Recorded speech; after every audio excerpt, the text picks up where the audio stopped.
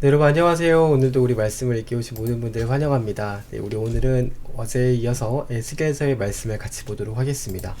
우리 어제 에스겔서의 말씀을 볼 때 장로들이 에스겔을 찾아왔는데 그 장로들에게 에스겔이 연소하다 보니까 나이가 어리다 보니까 충분하게 이제 하나님의 심정과 또 예루살렘에 있었던 이 사건들을 설명해 주지 못하는 그런 이제 상황이어서 하나님께서 이제 예루살렘의 모습을 에스겔에게 보여주시기 위해서 이 머리채를 잡고 들려서 쭉 보여주시는 걸 여러분 보셨죠? 그래서 얼마나 그 예루살렘 성이 가증하고 또 하나님의 이 진노를 일으키는 행동들을 해왔는지, 뭐 단무스를 섬기고 있고 온갖 곤충과 이런 각양각색의 짐승들의 우상을 만들고 있는, 그래서 여러분 그런 모습 속에서도 그나마 예루살렘을 향해서 애곡하고 울고 있는 자들의 이마에 인을 쳤던 것을 봤습니다. 여러분, 그래서 오늘은 다시 이제 에스겔이 바벨론의 그발강가로 와서 있었던 일들, 하나님께서 그걸 보여주시고 나서 다시 이제 돌아와서 있었던 일들을 조금 더 설명을 해드리겠습니다. 오늘 그래서 어제 11장까지 해서 하나님의 영이 떠나시는 것을 같이 봤었고, 12장에 오면은요, 하나님께서 에스겔에게 떠날 준비를 해서 이제 사람이 이사를 갈 때 그 물건들을 짐을 싸잖아요. 그러니까 짐을 싸는 준비를 하라는 겁니다. 그래서 이사를 가는 것처럼 자기의 행장들을 다 꾸며서 그런 포로가 어디로 끌려갈 때 자기 짐을 싸가는 그런 행장들을 꾸려가지고 이스라엘 그 유대인들이 다 보는 앞에서 목전에서 그 행장들을 끌고 가면서 다른 곳으로 이동해라, 이런 말 하십니다. 더욱이 거기에 이제 그 당시 사람들이 머물고 있던 성벽에다가 구멍을 뚫어서 그 구멍을 뚫고 담을 건너서 뚫은 구멍을 바깥으로 나갔다가 들어왔다가 들락날락 하는 것을 보여주라고 말하신 겁니다. 이게 왜 무슨 의미가 있었느냐, 하나님께서 말하시기를 예루살렘의 마지막이 이와 같을 것이다. 예루살렘이 정말 구멍이 뚫리고 다 황폐해져서 사람들이 포로로 끌려가는 행장에 짐을 꾸려서 바벨론으로 끌려가는, 끝까지 고집하는, 하나님 말씀을 또 거역하고 끝까지 고집하는 자들이 포로로 끌려가는 그런 모습을 에스겔이 보여줘야 된다. 그래서 여러분, 이런 퍼포먼스 설교라고 하죠. 이런 설교입니다. 설교. 굉장히 사람들의 이목을 집중시킬 수 있는 이런 설교를 하라고 하셔서 에스겔이 합니다. 또 13장에 보면은요, 이 영혼을 사냥하는 선지자들이 있어요. 여러분, 사람이 짐승을 사냥하는 그런 사냥꾼만 있는 게 아니라요, 사람의 영혼을 갈취하고 영혼을 사냥하는 그런 이 거짓 선지자들이 있었다는 겁니다. 지금도 여러분, 이단들은 우리 사람들의 영혼을 사냥해서 이 사람들의 영혼을 끄집어다가 지옥 구덩이에 집어넣고 본인은 배를 불리는 그런 사람들이 지금도 있잖아요. 그때도 있었습니다. 그래서 하나님 말씀하시기를 이 허탄한 사람들, 그리고 거짓 점괘를 가지고 사람들을 미혹하는 자들은 하나님께서 보내신 것이 아니다. 여호와의 말씀이라고 그들이 아무리 말하지만 나는 그런 말 한 적이 없다. 얼마나 무섭습니까? 그래서 그들의 허탄하게 말했던 것, 거짓된 것들, 그것들을 하나님이 좌시하지 않겠다. 그냥 모른 척 하시지 않겠다. 너희가 가장 큰 심판을 받을 것이다. 그래서 목사님은요, 이 이단들 교주들을 생각을 할 때 하늘이 두렵지 않은가, 하나님이 두렵지 않은가, 그런 생각을 많이 합니다. 여러분, 하나님 말씀하시기를 사람에게 이 죄가 있는데 가장 큰 죄가 뭐냐, 여러분, 이단을 만드는 죄입니다. 이단. 사탄의 도구로 사람들의 영혼을 사냥하는, 그게 가장 큰 죄입니다. 그런데 여러분, 그 하나님께서 그런 걸 결코 좌시하지 않겠다. 나중에 예수님께서 오실 때요, 짐승과 음녀를 집어서 저 밑에 무저갱이에 집어넣는데, 던지시는데, 그때 가장 먼저 들어가는 자들이 이 거짓 선지자들입니다. 거짓 선지자. 근데 여러분, 그때나 예나 지금이나 비슷한데, 이런 점괘를, 신내림을 받아서 점을 치는 분들을 보면은요, 대체로 여성분들이 참 많으세요. 여성분들. 여기도 보니까 자기 마음대로 예언하는 여성들, 여자들에게 경고하고 예언한다. 그리고 아무래도 남자들의 이 목석 같은 그런 막 이성이 발달한 그런 마음보다도 여성분들이 조금 더 영적이시고 감각적이시거든요. 그래서 여러분, 아무래도 영적 감수성이 더 높으십니다. 그래서 여러분, 교회도 보시면은 기도하시는 분들 다 권사님들이세요. 그렇죠? 네. 물론 우리 장로님들 또 집사님들 남자 형제분들 많이 계시지만 아무래도 영적 감수성은 여성분들이 조금 더 높습니다. 그래서 여러분 이때도 마찬가지로 영혼을 사냥하는 그런 거짓 예언하시는 분들이 계셨다는 거예요. 지금도 조금 위험한 것 중에 하나가요. 이제 어느 날 갑자기 집사님이셨는데 어느 날 갑자기 어디 수도원이나 기도원 갔다 오셔서 목사 됐다고 돌아오시는 분들 물론 그분들의 사역을 목사님이 부정하는 건 아닙니다. 근데 그런 분들이 이제 성경도 아무것도 모르면서 성경도 전혀 모르시는 상황에서 기도나 신비 체험만을 가지고 기도원을 하시겠다고 하시는 분들은 위험해요. 그런 분들에게 뭔가 능력이 나타난다 하더라도요, 위험하다는 겁니다. 위험한 건 위험한 거예요. 말씀도 모르시고 성경도 잘 모르시면서 그저 기도만으로 능력이 나타난다? 여러분 사탄도요, 능력 나타날 수 있습니다. 여러분 거짓도요, 거짓 선지자도요, 사람이 괜히 넘어가는 게 아니라 거짓 영들에게도 능력이 나타나기 때문에 사람이 넘어가는 거거든요. 미혹되는 겁니다. 근데 그런 걸 따라가지 마시라고 여기에 그 말을 하시는 거예요. 하나님께서 그런 거 따라가지 말아라. 그들이 아무리 내가 말했다고 하더라도 성경대로 말씀하지 않고 성경을 모르고 하는 그 모든 것들은 위험하다. 어떻게 그들이 하나님 말이라고 자부할 수 있느냐, 자신할 수 있느냐. 그리고 그런 자들이 간혹 영혼을 사냥하는 거짓 선지자들이 그런 사람들 안에 포함될 수 있다. 그래서 여러분 그런 거를 분별할 수 있는 유일한 방법은요, 진리가 그 마음속에 있는 겁니다. 지금처럼 여러분 성경을 잘 들으시고 잘 읽으시고 하나님께서 우리에게 하신 말씀이 뭔지를 여러분 곰곰이 묵상하시면서 매일매일 실력을 쌓아 가셔야지만 거짓 선지자들의 미혹에서 벗어날 수 있어요. 여러분 이런 죄, 거짓 선지자들, 영혼을 사냥하는 이런 자들의 죄는 살인죄보다 더 심한 죄입니다. 여러분 미혹되지 마시라고 성경이 또 우리 이렇게 그때 그 에스겔 시대뿐만 아니라 지금도 있으니까 우리에게도 동일하게 말씀하시는 겁니다. 여러분 에스겔서 14장에 또 보시면은요, 뭐 또 장로님들 또 찾아와요. 이스라엘의 그 장로 몇 분께서 또 에스겔을 찾아와서 우리 어제 봤던 것처럼 또 와서 이런저런 얘기하면서 질문을 합니다. 수시로 찾아오시는 거죠. 수시로. 여러분 이때가 이제 포로가 돼서 바벨론의 그발강가에 끌려가셨기 때문에 시간이 조금 많으셨나 봐요.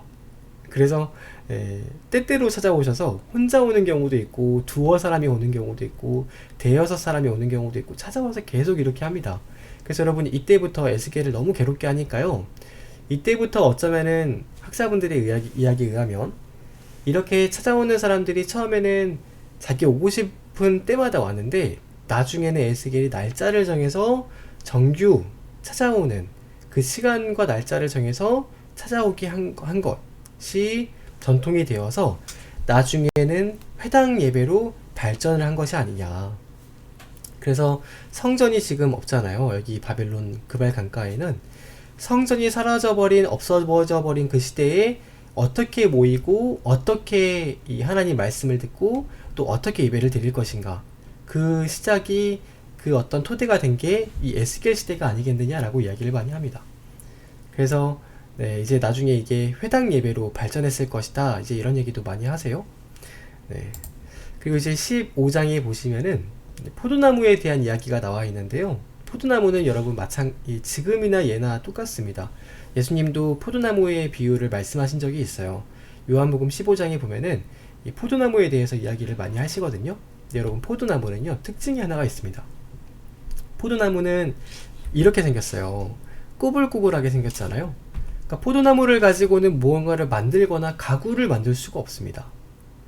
가구는요, 조금 더 반듯반듯하고 이 탄탄하고 이런 나무로 만들 수 있는 겁니다. 그렇다고 이거를 여러분 무슨 그릇을 만들 수 있는 것도 아니에요. 그쵸? 근데 포도나무가 할 수 있는 유일한 것은 포도나무 열매를 맺히는 것만이 할 수 있습니다. 만약에 포도나무가 나는 열매 맺기 싫습니다 하고 열매를 맺히지 않는다. 그럼 여러분 이 포도나무의 남은 역할은 뭐냐? 불에 던질 땔감만이 이 역할로 남는다는 거예요. 포도나무는 무슨 향기로운 꽃을 맺는 것도 아니고 무슨 그렇다고 향기가 나는 것도 아니고 제조할 수 있는 무슨 어떤 게 있는 것도 아닙니다.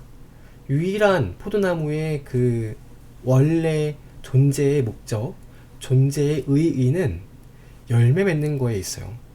그럼 그리스도인도요 마찬가지입니다. 예수님께 붙어있지 못해서 열매 맺지 못하는 나무는 언제든지 하나님께서 찍어내버리셔서 불로 던지겠다, 땔감으로 쓰겠다. 근데 마치 지금 이 예루살렘이 그런 예루살렘 모습이 아니냐. 여러분, 우리도요 열매 맺지 못하는 우리의 신앙의 삶은 위험합니다. 열매 맺지 못하는 신앙의 말씀을 늘 보고 또 그 말씀대로 살아갈 수 있는 능력이 없는 거는요 믿음이 아니에요. 그렇게 하려고 하는 그 마음의 자세가 안 돼 있는 분들은요, 죄송한 말씀이지만 정말 그분의 마음에 참 믿음이 있다고 보기 어렵습니다. 그러니까 여러분, 열매 맺는 삶을 살기 위해서 신앙에도 늘 노력을 해야 되는 겁니다. 그러니까 여러분 16장에 보면은요, 참 여기서 16장에 참 여기 예세계에서에만 표현되어 있는 이런 표현들이 있는데, 이게 좀 중요한 좀 그런 장이거든요. 어떤 얘기냐면, 하나님께서 길을 가시다가 여자아이를 발견을 했다는 거예요. 근데 그 여자아이가 이제 온몸이 피투성이가 되어서 탯줄도 자르지 못한 채로 이제 막 태어나서 응애응애하고 막 울고 있더랍니다. 누군가가 버린 거죠. 그래서 이게 그대로 버려두면은 이 사람들 저 사람들 지나다니면서 발치에 찧어서 죽을 수 있으니까 그 막 울고 있는 그 모습이 불쌍하셔서 하나님께서 그 불쌍한 여자아이를 데려다가 탯줄을 자르시고 몸에 목욕을 시켜주시고, 아이고 불쌍한 거 하면서 너는 살아야지 애정을 주시고 사랑을 주시면서 무럭무럭 자라게 하셨다는 겁니다. 근데 어느 날 그 하나님께서 먼 나라에 갔다가 오랜만에 돌아왔더니 잘 컸는데 이 아이가 글쎄 또 옷을 또 입지 않고 벌러덩 누워 있었다는 거예요. 그냥 하나님께서 민망하셔가지고 아이고 그러면 되나 하면서 가장 좋은 것들을 막 입히셔가지고 사셔가지고, 보통 사람이 입는 것도 아니고 공주가 입는 거, 정말 예쁜 것, 고급스러운 것들로 그 아이에게 입혔다는 겁니다. 보시면 너의 피를 씻어서 그에게 기름을 바르고 수놓은 옷을 입히고 가죽신을 신기고 배와 모시를 두르고 폐물과 팔고리와 목걸이와 코걸이 귀걸이 왕관, 할 거 없이 수많은 고급스러운 것들, 이런 형통한 것들을 입혔더니 그 모습이 정말 왕비처럼, 누가 보더라도 영광스러운 그런 모습으로 왕비처럼 이렇게 보였더라. 하나님께서 이런 말씀을 하시는 거예요. 여러분, 이게 무슨 말이냐? 이스라엘을 두고 하는 말입니다. 이스라엘 역사가 원래 그랬어요. 하나님이 아브라함을 부르실 때요, 아브라함의 아버지가 아르박사시였거든요. 여러분, 아브라함의 원래 노아의 아들에게는 셈과 함과 야벳이 있었는데, 셈에게는 5명의 아들이 있었습니다. 5명의 아들이 엘람과 아수르와 아르박삭과 룻과 아람이에요. 근데 엘람이라고 하는 나라는 이란을 세웠고, 아수르는 아수르 대제국을 건설했고, 룻에게는 루디아라고 하는 나라를 세웠어요. 룻도. 그리고 아람은 아람의 큰 군대를 세웠거든요. 아람의 큰 나라를 세웠습니다. 근데 유일하게 나라를 세우지 못하는 사람이 누구냐? 아르박삿이었어요. 아르박삿만 떠돌아다니면서 나그네 생활을 했다는 거예요. 근데 그 아들이 태어난 후손이 아브라함. 그 아르박삿의 자손을 하나님이 불쌍히 여기셔서, 가엾게 여기셔서 탯줄을 자르시고 온몸이 피투성이인 그 몸을 닦으시고 귀히 여기셔서 아브라함을 사랑하셔서 그 데리다가 어디로 보내셨느냐? 저 이집트의 고센 땅에 보내셔서 통통하게 살을 찌우신 거잖아요. 400년 동안. 거기서 요셉의 은혜를 입게 해서 이집트 사람들이 대우를 하게 했습니다. 그래서 여러분, 결국에 하나님께서 이렇게 아름답게 잘 꾸며서 가나안 땅까지 인도하셔서 땅까지 주신 거 아니에요? 땅이 없는 민족이었는데 자기들 땅까지 하나님 주신 겁니다. 그 나중에 다윗과 솔로몬 시대 때는요, 모든 주위에 있는 나라들이요, 다윗과 솔로몬의 그 왕국의 영광을 보기 위해서 세계 만국에서 모여들 정도로 국제적인 명성까지 얻게 하셨어요. 하나님께서. 그 참 아름답다 예쁘다 하면서 막 이렇게 명성까지 올려주셨는데, 그런데 이 딸이 자기가 봐도 스스로를 예쁘다고 생각을 했는지, 아니 글쎄 나가가지고 이놈을 잡아다가 저놈을 잡아다가 온갖 잡놈들을 다 잡아다가 남자라고 하는 남자는 다 붙잡아다가 간음을 하더라는 겁니다. 행음을 하더라는 거예요.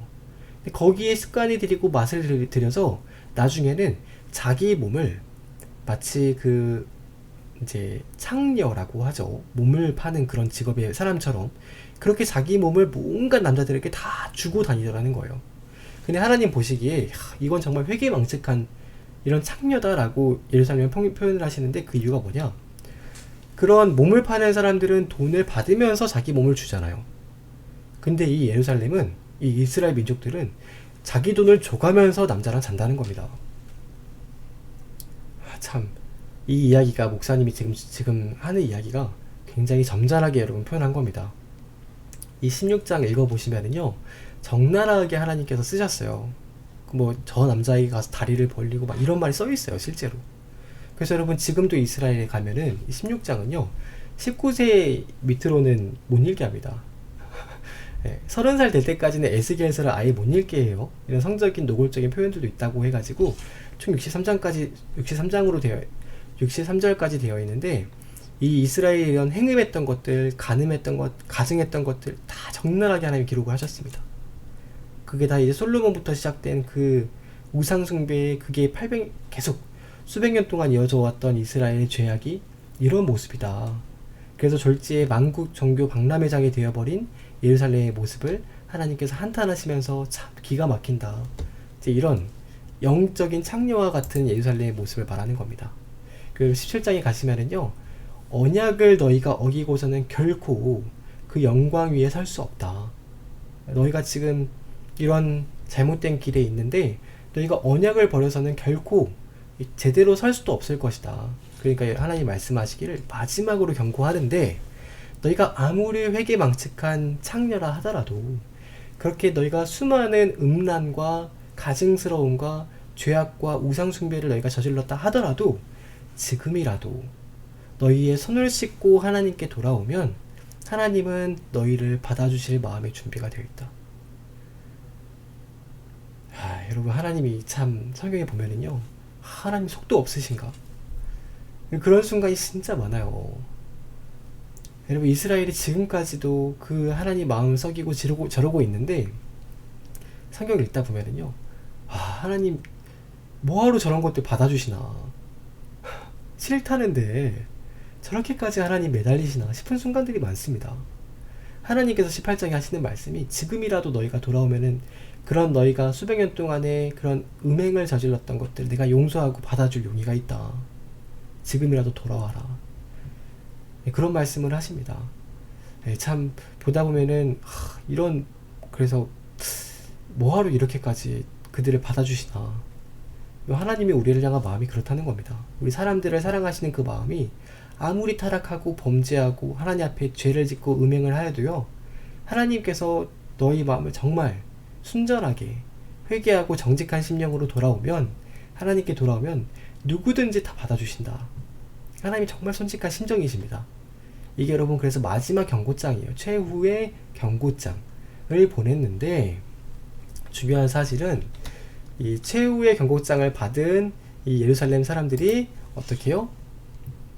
예루살렘 사람들이 결코 마지막까지 깨닫지 못하고 뉘우치지 못하고 이제 하나님 앞에 돌아오지 않는 거죠. 그래서 여러분 그거를 보고 에스겔도요 애가를 짓습니다. 애가라고 하는 이제 슬퍼하면서 지은 노래. 그래서 이 최고장, 마지막 경고장이라도 받지 않는 이스라엘을 보면서 슬퍼하면서, 이제 남은 거는 심판밖에 없을 거 아니에요, 예루살렘에. 그 심판에 남은 거를 슬퍼하면서 이제 애가를 지어서 부른 게 19장입니다. 그랬는데 또 이런 상황들은 알지도 못하면서 또 이 바빌론 그발강가에 있는 장로들이 또 찾아왔어요. 찾아와가지고 따지면서, 하나님은 지금 슬픈 노래를 부르시면서 울고 계시는데 시드기야가 멸망할 때가 얼마 안 남았거든요. 그래서 이렇게 막 슬퍼하시는데 아직까지도 정신 못 차리고, 여기에 그발강가에 있는 사람들마저도 아직까지도 이렇게 정신 못 차리고 찾아옵니다. 그래서 이 질문 저 질문을 하는데 하나님께서 마음이 대답을 하고 싶은 심정이 아니시겠죠. 그들이 막 물으러 와서 질문을 하는데 하나님께서 그들에게 말대꾸를 할 힘도 없다. 그들이 회개하지 않고 물으러 오는 그 모습을 보면서 너희가 무슨 질문을 하든지 내가 대답할 용의가 없다. 결코 대답하지 않겠다. 얼마나 상심이 되고 화가 나시면 그렇게 말씀을 하세요. 그래서 너희가 내게 물으려고 하느냐, 내가 나의 목숨을 걸고 맹세하거니와 너희가 내게 묻기를 내가 용납하지 아니하리라. 묻는 것 자체를 용납하지 않겠다. 이런 말씀을 하십니다. 그래서 결국에는 어떻게 되나? 결국에는 이제 에스겔이 두 번째 2차 포로로 잡혀올 때 끌려온 거잖아요. 마지막 바벨론이 예루살렘을 향해서 진격을 합니다. 마지막으로 진격을 하면서 이 예루살렘으로 가서 공격을 하는 그 모든 과정 경로를 하나님이 에스겔에게 다 보여주세요. 근데 이때 표현하시는 길을 뭐라고 하시느냐? 하나님께서 반짝반짝 정말 광인하게 칼을 준비하셔서 칼을 지금 예루살렘에 보낸다. 이런 표현을 하십니다. 목사님 한번 읽어볼게요. 21장인데 이스라엘 땅에게 이르기를 여호와의 말씀에 내가 너를 대적하여 내 칼을 칼집에서 빼서 의인과 악인을 내게서 끊으리라. 내가 의인과 악인을 내게서 끊을 터이므로 내 칼을 칼집에서 빼어 모든 육체를 남에서부터 북에서까지 다 치리라. 모든 육체는 나 여호와가 내 칼을 칼집에서 빼낸 줄을 알지라. 옆에서 시리가 대답을 하네요. 칼이 다시 꽂히지 아니하리라 하셨다 하라. 그래서 여러분 그 칼이 어떤 칼이냐? 칼이여 날카롭고도 빛나도다. 이 마광된 칼, 반짝반짝 빛나는 칼, 그게 뭐냐면요, 바벨론의 군대입니다. 바벨론의 군대, 바벨론 왕이라고 하는 칼을 하나님께서 준비하셔서 시퍼렇게, 날이 시퍼렇게 정말 반짝반짝 빛나게 칼을 갈고 또 가셔서 그걸로 단칼에 남에서부터 북을 치시려고, 그래서 이 회개망측한 창녀인 예루살렘의 목을 치시려고 보내시는 거예요. 근데 이 상황을 에스겔에게 실시간으로 지금 말씀해 주시는데, 보세요. 인자야, 너는 바벨론 왕의 칼이 올 두 길을 한 땅에서 나누도록 그리되 길이 나누는 지시표를 너는 그려라. 그게 뭐냐? 지금 칼이 암몬 족속의 라빠에 이르는 길과 유다의 견고한 성인 예루살렘에 이르는 길로 가고 있는데, 거기에서 바벨론 왕이 멈춰서 두 길 어귀에서 점을 치는데, 그 점괘가 결과가 뭐냐? 예루살렘으로 갈 점괘를 얻었다. 그러니까 보시면은 바벨론이 이렇게 쭉 갈 때요, 길이 두 갈래가 나오는 길이 있어요. 여기서 남쪽으로 내려가면은, 남동쪽으로 가면은 암몬으로 가는 길이 있고, 남서로 가면은 이 밑에 보시면은 이게 이제 갈릴리 호수 위로 올라가서 요단강인데, 쭉 이 오른쪽으로 가는 유대인으로 예루살렘으로 가는 길이 있습니다. 근데 여기서 바벨론 왕이 점을 쳤는데 왼쪽으로 가는 길을 얻었다. 그거를 에스겔에게 지금 실시간으로 보여주고 계시는 겁니다. 그래서 하나님께서 실시간 중계로 에스겔에게, 지금 이 바벨론에 있는 에스겔에게 어떻게 진행된가를 말씀해주고 계시는 장면입니다. 그래서 여러분, 결국에는 이 바벨론 왕의 군대가 침략을, 마지막 정복 전쟁을 와서 이 있는 모든 기간 동안에 끝끝내, 예레미야 때도 우리가 봤잖아요. 끝끝내 이 바벨론에 있는 사람들도 이해하지 못했고, 또 여기 예루살렘에 있던 사람들도 그 에스겔과 예레미야의 말을 듣지 않았다 라는 것을 여러분 우리가 알 수 있는 겁니다. 그래서 여러분, 우리 내일 이어서 또 그 뒤에 어떻게 됐는지는 내일 이어서 좀 말씀 더 보도록 할게요. 여러분 오늘 하루도 고생 많으셨고요. 우리 목사님은 내일 이어서 같이 말씀 보도록 하겠습니다. 네, 여러분 평안한 밤 되시고 우리 내일 뵙겠습니다. 안녕히 주무세요. 안녕.